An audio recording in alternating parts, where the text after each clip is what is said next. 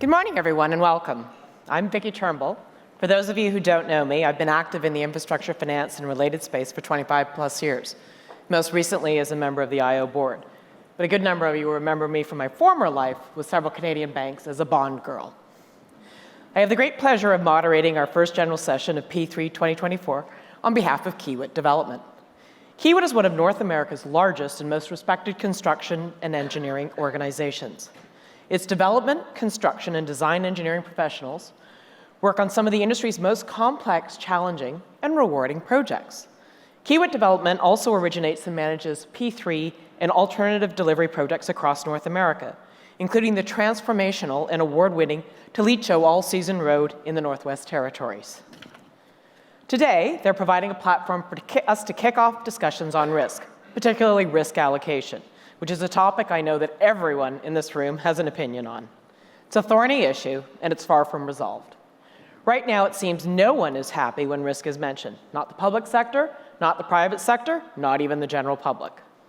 We need to balance risk more effectively between public and private entities, ensuring that both parties are incentivized to collaborate for mutual benefit, to build a stronger, more stable pipeline of projects in Canada. When risk allocation is done right, everyone benefits, especially the communities and people we are aiming to serve. The genesis for our discussion this morning is a report that AIAI, the Council's sister organization in the U.S., published last spring. Although aimed at the American market, the First Principles of Risk Reference Guide has lessons for the P3 market in Canada too.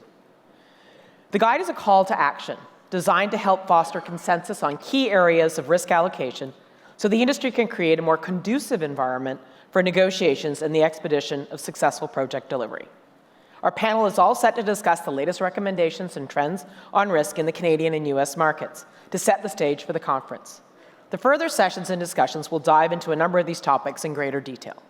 We hope what you hear this morning and throughout the conference will spur all of you to take action, to think critically about how we can leverage the discussion to right the risk imbalance in the Canadian market, to forge stronger, more effective partnerships that truly serve the public good. Working together, we have the opportunity to reshape the future of infrastructure development in Canada, ensuring that our P3s are not only viable, but also impactful and sustainable. We owe this to all Canadians. Now I'd like to invite our panelists to join us on stage. We've got Lawren Green, who's an Executive Vice President and Head of Kiewit Development Company, Kiewit's internal development and investment arm. Lawren oversees Kiewit's development, financing, and asset management activities across the United States and Canada. Plotkin is a partner and the leader of Fasken's Global Projects and Infrastructure Group. She has over 25 years' experience advising funders, procuring authorities, equity investors, and contractors on project finance and development in the infrastructure and energy space, including on major P3 projects in Canada and the U.S., as well as being involved in the development of new procurement models. We've also got Rick Mayfield, who is the Senior Vice President in Macquarie Capital's Global Infrastructure and Energy Capital team. Rick has 15 years in the infrastructure sector, and his experience includes roles in both construction delivery and infrastructure development and finance. I'll ask the panelists to come join us now. And before we get started, if anyone in the audience would like to ask a question of our panelists today, you can do so by using the P3 2024 app. All right, now we've got some key themes here that we're kind of going to go through, and we'll ask questions, and hopefully we'll have a good conversation. Hopefully no fighting. It's a little early in the morning for that. One of our first themes is the challenges in implementation. There have been numerous discussions about the disconnect between theory and practice in risk management within the P3 contracts and other models that we're seeing in the market. Ella, what are some of the common pitfalls in implementing effective risk allocation in P3 agreements, and how can they be avoided? So, without speaking to the specific risks and who's best to bear them, and the AIAI report that you referred to, like that should be a required reading for everybody in the room. It's a comprehensive, extremely good read in that regard. What I'd like to do is mention 4 pitfalls that we could fall in along the way of getting to that perfect risk allocation. So the first one is obvious, but it still bears expressing, and that is underestimating contingency costs of laying off risk on the private sector, which the private sector cannot actually deal with or mitigate. And in the face of that, the public sector nonetheless insisting on that risk allocation. What results is mispriced contingency. And this mispriced contingency behavior can include currency fluctuations. Some of the risks are currency fluctuations, permitting your utilities in complex urban environments, pandemics. We've seen them all. The second pitfall is where authorities utilize evaluation methodologies that are not sensitive enough to dealing with key risks in a way that allows the authority to filter out the, shall we call it, the lowball and sue later approach, which we've all seen in the market. So authorities need to identify early on what are the key risks that need managing and ensure that they have the leverage within their evaluation methodologies to make sure they pick partners that are responsive to managing those risks.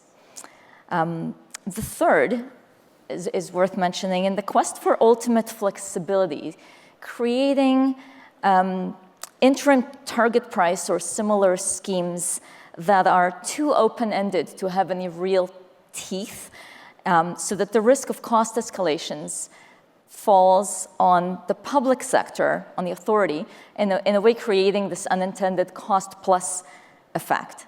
So, for example, where you have a progressive build-out of target pricing and for various stages of the work, there's potential for gaming and unintended consequences. So that's a pitfall that we may be seeing in the market a bit. And final, while aiming to allocate risks through an open book, transparent process, authorities may not have the sufficient resources to actually deal with the information coming their way and to verify the information that the private sector is putting in front of them. Avoiding the pitfalls, five-pronged approach. First of all, allowing competition to continue as long as possible until you get to a point where you have a single proponent you're talking to at the table. Ramping up staff to better verify costs. Imposing calibrated incentive and disincentive regimes, the carrot and the stick, to foster cooperation in setting target pricing and in getting to the right risk allocation.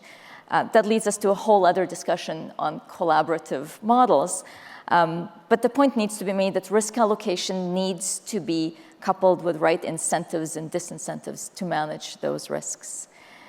The fourth, if using a progressive approach, manage expectations and be realistic. The players in this market, many of whom are in this room, have grown up on a fixed price diet. And the risk allocation that comes with that.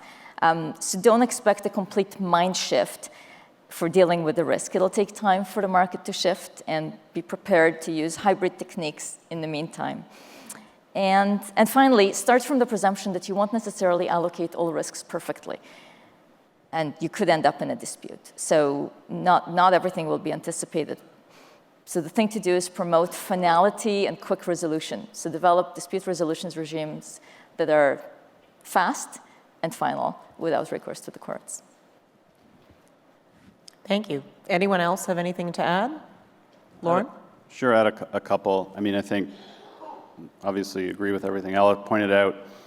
You know, from my perspective, there's a few others, and we've lived them. And the first maybe is sort of, what I'll say is template. And I think in jurisdictions where you've got a great history of delivering P3s, there's a really good template historically. That template is often slow to change. That's the nature of it. And I think over the last 5 years, we've seen a unique market. You know, COVID, some of the highest construction escalation we've probably seen in a generation or more for folks. And then just the sheer complexity and size of projects. So the template may have been great pre-COVID for projects in the $300 to $600 million range. We're now routinely seeing projects that are, you know, 1.5 to 4. And those risks that maybe were not necessarily priceable, but people could get their head around on a $500 million job, all of a sudden look very different on a $3 or $4 billion job, where your indirects on a daily basis sort of dwarf what they used to. So I think making sure that you've got a team in place on the public side to sort of engage and go through the template and make sure you understand where it needs to change, where it doesn't. That's one.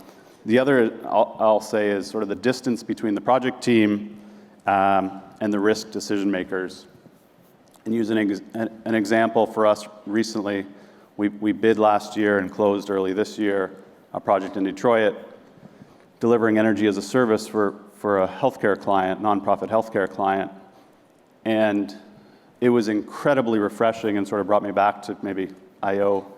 when I started there, which was we would have a risk discussion, and rather than hearing, we'll take it back, it was, give us 5 minutes, because they had the right people in the room, the mix of project people and people that can make decisions on risk. They would go away and they would come back and say, how about this wording? And we ground through it. They took that approach across all teams, but that level of engagement as opposed to we'll take it back and you have this disconnect. And the third is execution, and Ella talked about it. There's going to be issues on these projects. You're never going to get the allocation right. The biggest example I can think of, we're living it right now on 2 projects, and they both have an air permit. And the focus is, things have changed, the assumptions have changed. We can spend our time arguing about who had the risk for obtaining the air permit, or you can engage at the highest levels on both sides of the table to make sure we get the air permit. And I think, again, you need people that are empowered to make decisions on both sides of the table so that as issues escalate, we're going into the permitting authority with, the CEO of the hospital in one case, a chancellor of a university in another, and we're going in with sort of executives on our side to make that joint case rather than arguing about which side of the ledger the risk sat on. Excellent points. One of our other themes that we would take a look at is the impact on competition and efficiency. We'd like to explore how optimal risk allocation can lead to increased competition and improved project outcomes. Rick, how does improved risk allocation influence competition among bidders and the overall efficiency of project delivery? Well, good morning, and thank you for having me, Vickie. We're here talking about the perennial topic that is risk allocation in P3s, and everybody who's been to a P3 conference in the past decade has heard this topic discussed many, many, many times. So good to see we're at least transitioning, hopefully, to a place where we're starting to solve some of these issues, as you heard from Lawren and Ella here. But in terms of competition and increasing the efficiencies of these projects, I think we've seen, and you'll have to forgive me because most of my views are U.S. based, as that's where most of my focus lies. But we're starting to see the pendulum swing from the point where municipalities, government agencies were trying to push as much risk to the private sector as possible, back to, I think, somewhere where we're more centered now. And if you take a look back at some of the recent procurements, you're starting to see a lot more teams come to the table in terms of the competition side to pursue some of these mega projects. 5 years ago, we've had a project that was procured in the southeast of the U.S. that actually ended up not going forward at the end of the day. That entity that was procuring that went back to the table, went back out to the public, asked for a lot of input and feedback into the way they were approaching their risk allocation, completely changed their approach to that for the next procurement for the exact same project. And I think you saw a much more engaged private side pursuing that project. There was a lot more skin in the game from the procuring authority as well. And so that was driving a lot more competition. At the end of the day, if you're trying to push all this risk off to the private sector, you're going to really have a shift in that dynamic of the cost benefit, where the public sector and the public in general is the one who ends up paying the price for it. Because you're always going to have bidders who are going to bid these projects regardless of the risk allocation, but they're going to price it in. And at the end of the day, there's going to be a fight. There's going to be issues that arise, as Lawren's just mentioned, on these projects, and there will be finger pointing. And so you've got the contingencies that Ella was mentioning, increasing the cost of these projects, but you've also got delayed kind of delivery periods because sometimes there's those altercations. The last point I'd say is, I think that we're starting to see a tremendous amount of work in the private to private sector lately that's become very attractive for construction companies, for design agencies, for private investors. And you have to make this kind of decision on where do I spend my time. Am I spending my time on a 2-year procurement that's going to cost tens of millions of dollars to get to the finish line with, little known outcome as to whether or not I'll be successful or not? Or do I want to go try to participate or pursue something with a private client that's actually asked me to come pursue this? And I think we've got to find ways to streamline these procurements to get people to the finish line quicker, so that you can sit across the table from each other and have these conversations around where do I really price this risk? Who should it really sit with? Because I think when you're trying to make that decision as to whether you pursue something or not, those are the things you're going to get asked. At least I'm being asked by my investment committee all the time. So, anyone else have anything else they'd like to add? Just maybe a couple points. When we look at opportunities and whether they're P3, whether they're design build, bid build, alliance, IPD, we go through a process where we look at what we call the 6 C's, and those include things like cost, the client, have we worked with them before? Is their cost estimate recent? Who did the cost estimate? Because we're assessing, as Rick said, it's an incredibly busy market, which is great for everyone in this room, but we're assessing, where do we want to put resources, and looking at those things. Risk allocation is a key component of that, and part of that goes to sort of competition, I think, and the more you can do to ensure you've got competition, you're going to get better results as the public sector, and not compete people on terms. You're going to compete them on innovation and design and build and operations pricing. Kind of leads us into our next theme, which is talking about rebuilding trust in public infrastructure. So how do we address the role of effective risk management in restoring confidence in government-led projects? Lawren, perhaps you could, talk about, in what ways can effective risk management restore that public trust? Yeah, and thinking about this one, I think you sort of need to think about trust in sort of two groups maybe. The first is amongst this group, so the people that are going to be on one side of the table or the other delivering infrastructure. And I think trust amongst that group is critical. The other piece, and it's more important in some ways, is the trust between the public and their government to deliver infrastructure. And in some cases, they're not certainly into the weeds or understand the nuances of some of the technical issues, but they know when they've been told something's going to open on a certain date and it doesn't. And I think, if we look at the latter first, and someone made the comment, I think Ella, you made the comment, make sure we're using the evaluation to its fullest extent to get people selected that are going to be able to deliver. They've got the resources, they've got a plan, you're pushing them on the plan. Hey, what's the schedule based on? How many crews? What productions? Because if you do that and you use the criteria in the evaluation, you're less likely, in my opinion, to have scenarios where you've got projects that are, 6 months, 12 months, 18 months delayed. Because when you have when you've ripped up a city street or a square block for a hospital project, and you've told people it's going to be reopened, at the end of this year, and it's not, that I think is the politician's worst nightmare, and in some cases, sort of bureaucrats' worst nightmare. Coming back to this group, I think, how do we make sure there's trust amongst this group? The first is I'd call it the executive doer connection. So, often pre-procurement, everyone's excited. We're asking questions about, what's the risk going to look like? What's the project going to look like? And we always hear great things. Then those don't always make it across into what we see. I think trying to tighten that loop and ensure that, and maybe it's on the private side to make sure, our feedback is being treated as sort of feedback as opposed to generic excitement, which we like to bid things, so we get excited about bidding things. But I think closing that loop is one way to get trust back. And then the third, and it comes back to this point, is these projects are really hard. And I think, I've spent most of my career on the bidding side, I'd say, of projects, and there's a tendency amongst folks to, once it's won and awarded, it's done, we're good.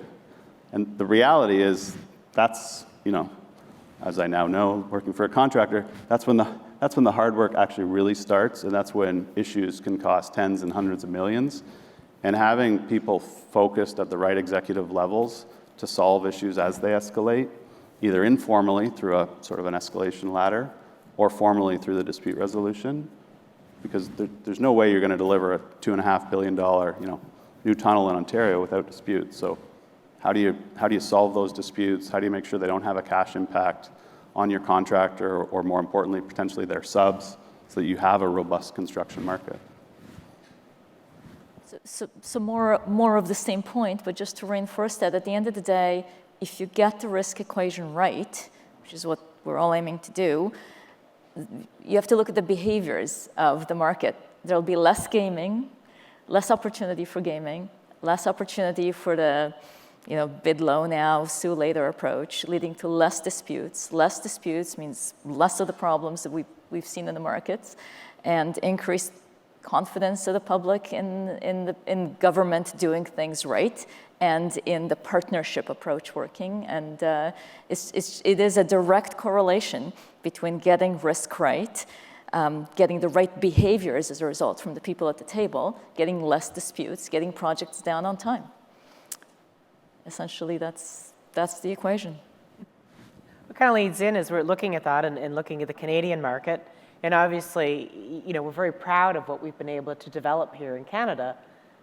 But like anything, you should learn from your global peers. And I think one of our closest global peers is just south of the border in the U.S. So, we'd like to sort of compare the Canadian and U.S. trends and recommendations to enhance risk management practices in P3 and the other models as well. Rick, what lessons can Canadian agencies learn from U.S. practices regarding risk management and allocation, and vice versa? It's rare that you're asking somebody what the U.S. can offer, in this instance. But first, I'd start by saying I think we've, for a long time, longingly looked north to what IO has been able to achieve in terms of consistency of, commercial structure and the like, and trying to find, that kind of foundation in the U.S. has been something that, we've always been looking for. You've got, TIFIA and some of the other federal programs that kind of provide that consistency from the financing perspective, but from a commercial structure and risk allocation perspective, I think it's refreshing to know what you're going to get kind of up front. One of the things, or one of the trends we've been seeing in the U.S. market of late is really this move to call them pre-development agreements, comprehensive development agreements, call them what you will, just say progressive P3s. And I think it really is fundamental in solving, I think, two problems. One is the issue I mentioned previously about these kind of long-dated procurements that just take a lot of time, a lot of resources, and are quite drawn out. And most of that time is spent negotiating the commercial position in that risk allocation. And so being able to get to that finish line quicker, to understand that you're kind of the preferred partner to move forward, to start having these open conversations, sitting on the same side of the table as opposed from across each other negotiating, I think brings a lot of benefit in that, you can actually price these risks, and you can actually and probability weight them and show your partners what you think they're ultimately going to cost for you to take that risk on, and then make the actual decision as partners as to whether or not you really still are the right person to be holding that risk at the end of the day. So I think having that open book pricing and that open conversation and the collaboration that the PDA allows, or the progressive allows, is really been a refreshing approach to procuring some of these projects. And it doesn't have to be specific to road projects or transit projects. It can be for social projects as well. It's really broadly applicable, and I think we've seen it early on, the transition in progressive design builds, and now moving its way into the progressive P3s. And in the U.S. we're seeing that as a combo. Sometimes it's just a PDA. Sometimes it's a hard bid with development rights for future extensions or future capacity expansions. And so there's a lot of opportunity to deploy this kind of structure.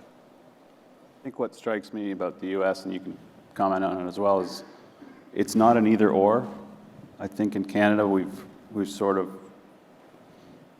treated as an either or. It's progressive or it's a P3. And I think in the U.S., they're sort of figuring out, and maybe in some cases, working from the private to private model, that you can have both.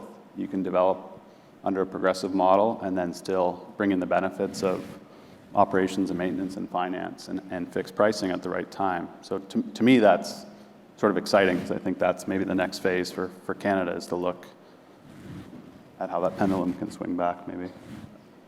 And picking up on the point you made earlier about templating being sometimes the enemy of the good, the lack of templating in these approaches in the U.S.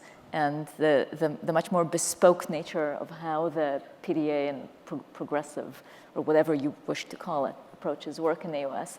Like, we should pay attention to that, because there's no one approach that fits all, and what's been shown in some projects in the U.S. is there's a real opportunity to tailor to the specifics of a particular project and what is the right risk allocation. And we've seen authorities take some unexpected approaches where, for example, the speed and certainty of execution is paramount, and hence cost might be less of an issue. Well, the risk allocation might be quite different in that scenario than what you might expect. So there's much more tailoring of the approach that we see south of the border than we do here, and that's something we should pay attention to.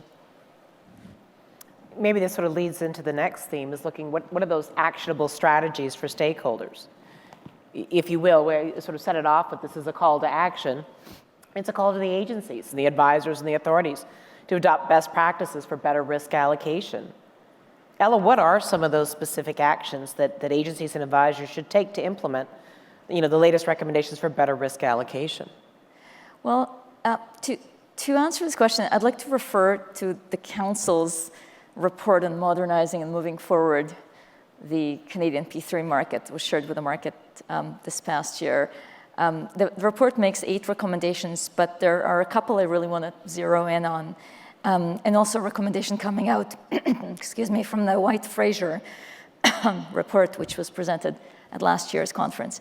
The first one, and I know this is a mantra that many in this room have been singing, but since I'm a believer, it is worth singing again, is reintroducing financing and private capital into the market. We've seen the delaying of bringing equity and financing to the table has really caused a severe loss of talent and perspective in the market, and a loss of the expertise, oversight, and the management discipline that's provided by private finance is missed, as governments just do not have adequate resources to fill the gap.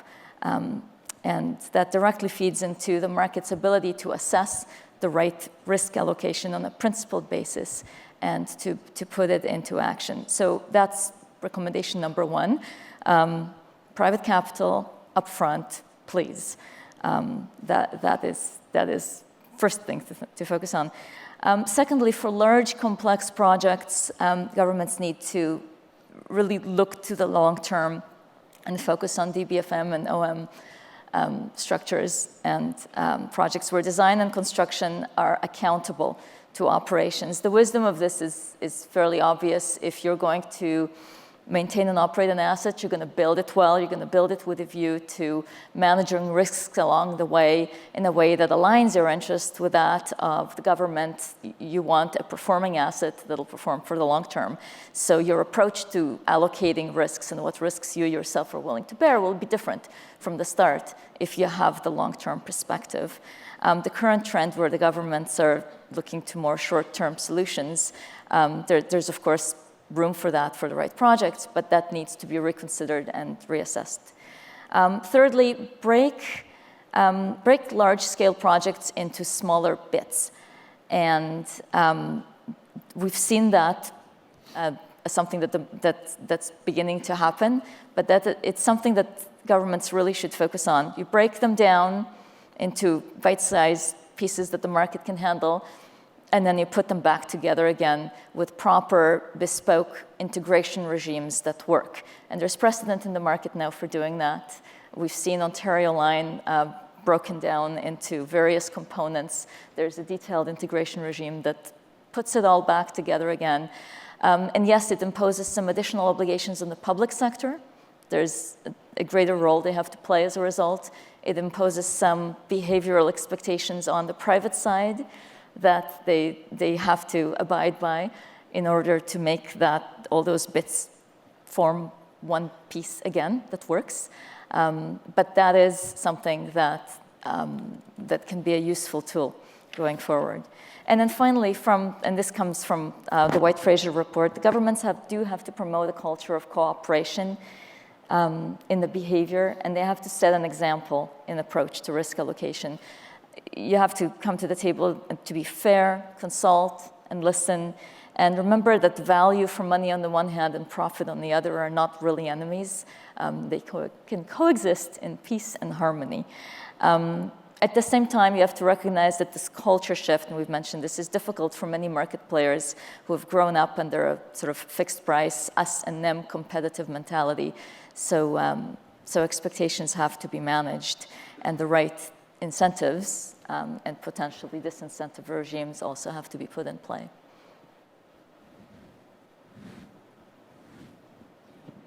Maybe now we'll turn to some of the questions from the audience. And so this is just coming at you. Are there strategic opportunities for equitable risk allocation mechanisms to sustain greater alignment for public-private stakeholders?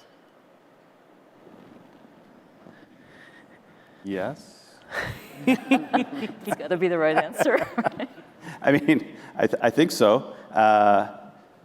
I'll start. You guys can have time to think. I think so. You know, I think when we look at what's a risk allocation mechanism, well, okay, maybe that's just what's in the contract, or maybe it's getting into the weeds to understand what particular risk are we concerned about. Okay, how are we going to address that one?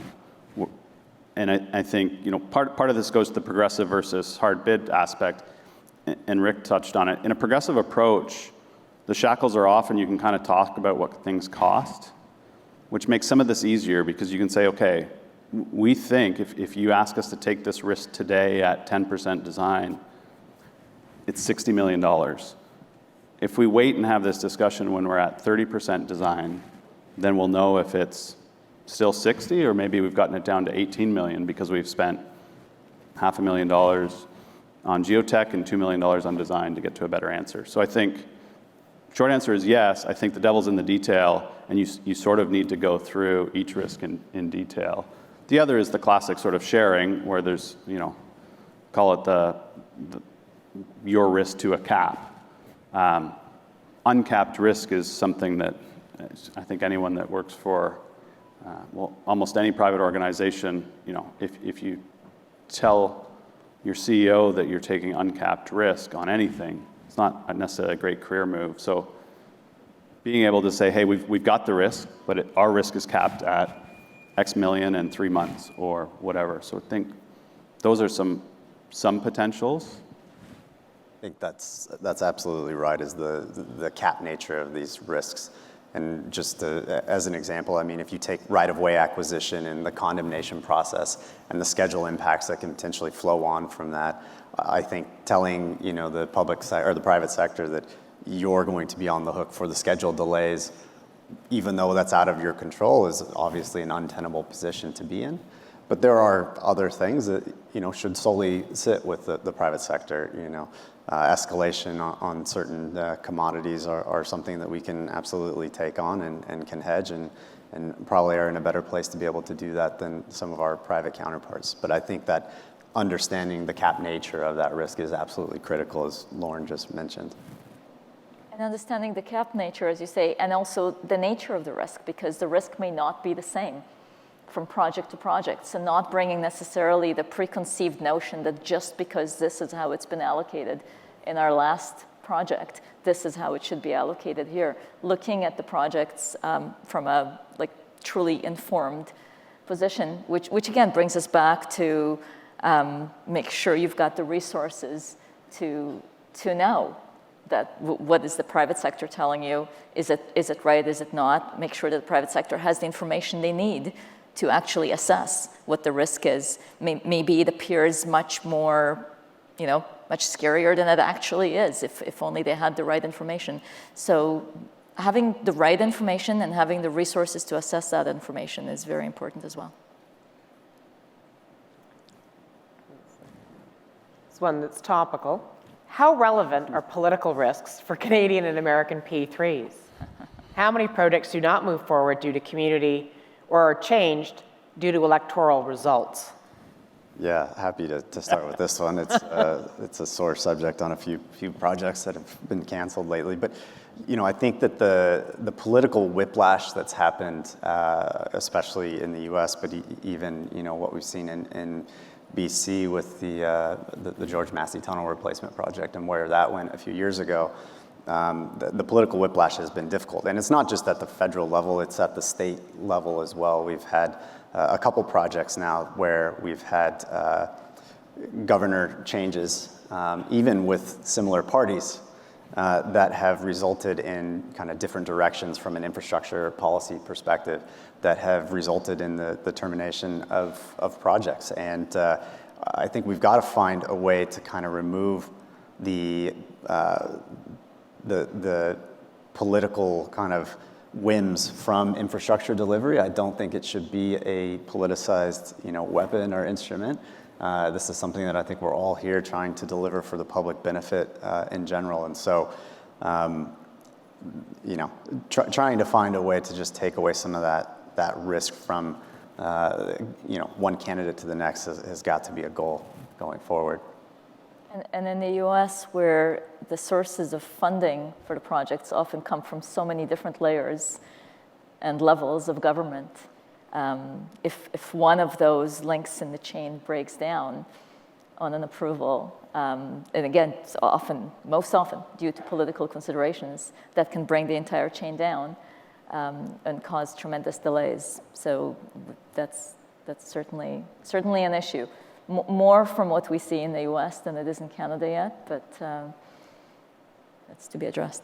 I think there's some factors that heighten that risk as well, and they might present themselves more in a progressive approach where you've got a long period between award and sort of final price. That period could be 18 months potentially. The procurement period could have been 6, 8, 12 months. So the communication of cost often becomes a huge sort of sticking point because you started the process and it was going to be $1 million or $1 billion project, and then 18 months later, it's going to be a $1.5 billion project. If that hasn't been communicated along the way, it's hard for any politician to sort of say anything but, okay, we'll go back to the drawing board because this project's now 50% over. So I think understanding when costs can be communicated in the model and ensuring that those updates with both bureaucrats and elected officials are sort of timely and communicated lessens that risk a touch. Because it's very easy to kill a project when it's coming in twice what your predecessor maybe said it was going to cost. We'll take one more from the audience. This is an interesting one because it talks about looking at things through the project life cycle and perhaps more focusing on the operating period, which we don't tend to focus on as much. Do you see opportunity in dynamic performance-based risk allocation throughout the project life cycle? Can we ask a follow-up question? I don't know if I've interpreted it right, but if this is sort of changing, if the idea here is that your performance regime maybe gets tighter over time, then I think yes. On some of our energy as a service projects, for example, there's the concept that when you take over an existing system that's old, you have one set of KPIs, but then you'll slowly tighten those as you replace and improve the system. So I've seen it in that scenario.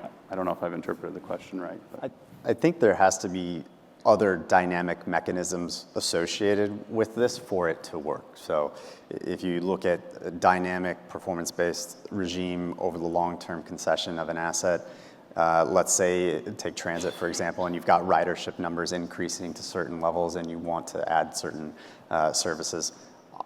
there obviously has to be a way to account for that additional cost in these projects.